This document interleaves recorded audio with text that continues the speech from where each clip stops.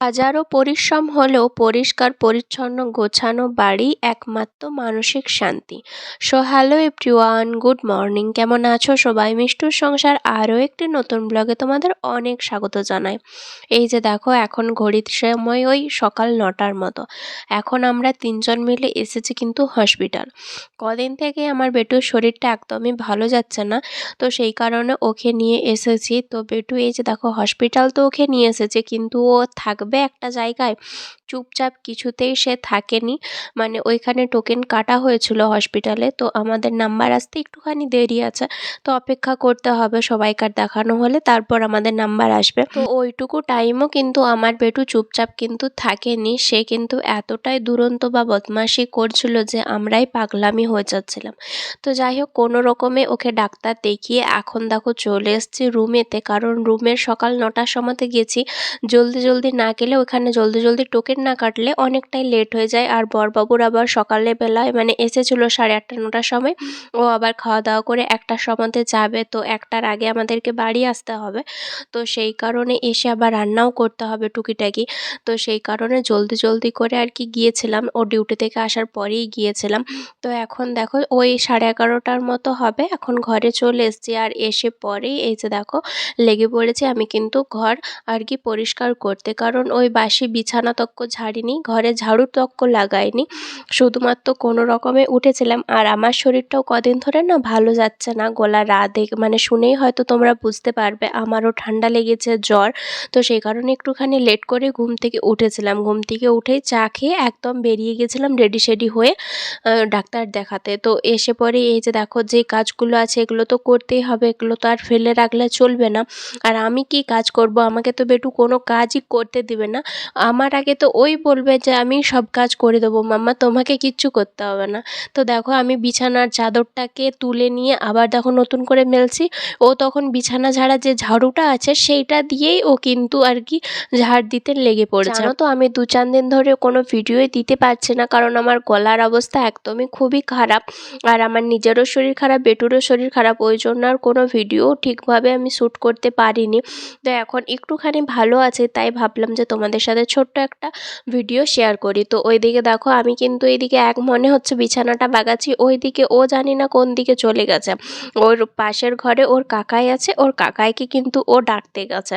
তো আমি এইদিকে বিছানাটা ডাকছি, আর আমি কিন্তু মুখে ওকে বলছি, বেটু তুমি কোথায় গেলে? ও কিন্তু ওই রুম থেকে সাড়া দিচ্ছে, হ্যাঁ হ্যাঁ এরকম করে সাড়া দিচ্ছে। আর এই যে দেখো ওর কাকাইকে ধরে কিন্তু নিয়ে এসছে। আর এই যে দেখো হচ্ছে ওর কাকাইকে বলছে যে কিছু একটা এখানে আছে, মানে জল বোতলগুলো নিয়ে যে ওইখানে রাখবি চো, মানে আমার মাম্মা অনেক কাজ করছে, তুইও কিছু কিছু হেল্প আমার মাম্মাকে করে দে। তো যাই হোক, এই দিকটাতে দেখো এক এক করে আমি সব কিছুই গুছিয়ে নিচ্ছি। প্রথমে তো বিছানাটাকে সুন্দর করে ঝেড়ে নিয়ে তারপর বেডশিটটাকে পেতে দিয়েছি। আর এখন দেখো যে ব্ল্যাঙ্কেটগুলো রয়েছে ওগুলোকেও সুন্দর করে ভাঁজ করে কিন্তু রেখে দেবো। আর শরীরটা খারাপ, তাই এরকম মোটা ব্ল্যাঙ্কেটই কিন্তু ঢাকা নিতে হচ্ছে। আর এমনিতেই আমাকে হচ্ছে যদি ফ্যান চালানো হয় তাহলে কিন্তু এখানে আমাকে পাতলা বলো মোটা বলো ঢাকা নিতে ঠিক হবে। তারপর এদিকে আমি বাগাচ্ছি, আর ওইদিকে দেখো বেটু মনে হয় খাটের তলে ঢুকে পড়েছে। আর ওইখান থেকে মানে খাটের তলের থেকে যত কিছু যা জিনিস আছে ওগুলো কিন্তু টেনে টেনে বার করছে। তো দুজনেই হচ্ছে অনেক ভেগ করছে। আর ভাইয়ের আজকে কিন্তু ছুটি ছিল, তাই কিন্তু সে আর কি ঘরেই রয়েছে। তো ও দেখলাম অলরেডি একটা সবজি আর কিন্তু ভাতটা করে রেখেছে। তো আমার অতটাও আর কি চিন্তা নাই, যদি কোনো কিছুই না করা থাকতো তাহলে আমাকে একটুখানি আর কি তাড়াহুড়ো করে করতে হতো। যেহেতু দেখলাম যে ভাই একটা সবজি আর ভাত করে রেখেছে, তাহলে আমি আরেকটা সবজি বা ডাল বানিয়ে দেবো, তাহলে কিন্তু হয়ে যাবে, বড়বাবু অন্তত খেয়ে দিয়ে চলে যাবে। তারপর ঘর ঝাড় দিয়ে, তারপর পোছা লাগিয়ে, তারপর স্নান টান করে রান্নাও কিন্তু ঝটপট করে কমপ্লিট করেছিলাম। আর এখন দেখো বিকালবেলা আমি হচ্ছে কতকগুলো জামা কাপড় কেচেছিলাম, সেগুলো হচ্ছে বাইরে থেকে নিয়ে এসেছি। আর নিয়ে আসার পরে এই যে দেখো এখন কিন্তু ওগুলোকে সুন্দর করে গোছ করে রাখছি। আর ওইদিকে আমার বেটু কিন্তু পাশে বসে চুপচাপ কিন্তু বিস্কুট খাচ্ছে।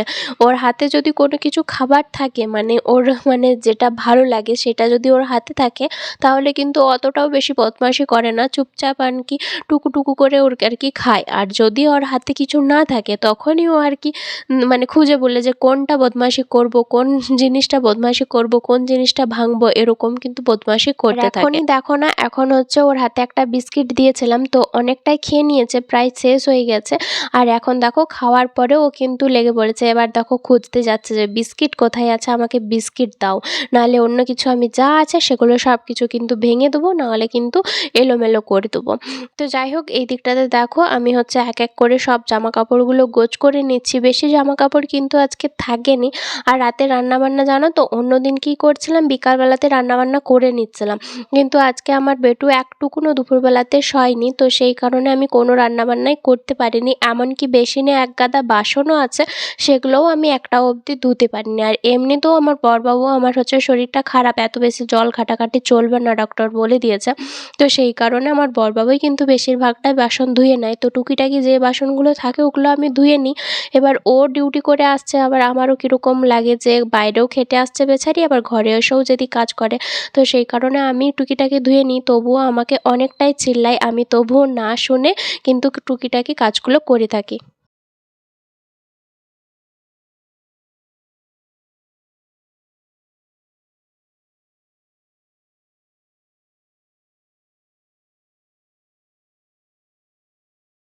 রাত্রেবেলায় গিয়েছিল ওর বাবার ডিউটি, আর ওর বাবার ফটোটা দেখে ওরকম আর কি চিল্লাচ্ছিল, বাবা বাবা। তো যাই হোক এই দিকটাতে দেখো হচ্ছে আমি আজকে রান্না করছি মাশরুমটা পরশুর থেকে নিয়ে এসেছিলো, কিন্তু করাই হচ্ছিল না। একদম পুরো ফ্রেশ মাশরুম ছিল, একদম পুরো সাদা সাদা, কিন্তু ফ্রিজে দুদিন ছিল বলে এই যে দেখো ভিতরটা পুরো কালো কালো হয়ে গেছে।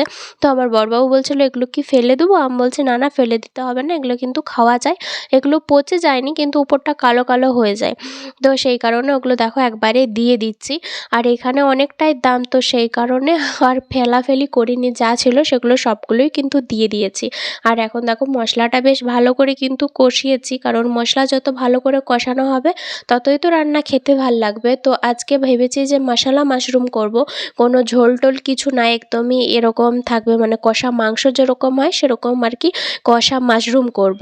তো সেটা একটুখানি জল দেবো, কারণ মাশরুমটা একটুখানি সিদ্ধ হতে হবে, বেশি জল দিলে কিন্তু সেই মাশরুমের ঝোলই হয়ে যাবে। তো আজকে বড়বাবু বলেই দিয়েছিল যে একদম ঝোল না, একদম পুরো কষা কষা মতন করে করবি।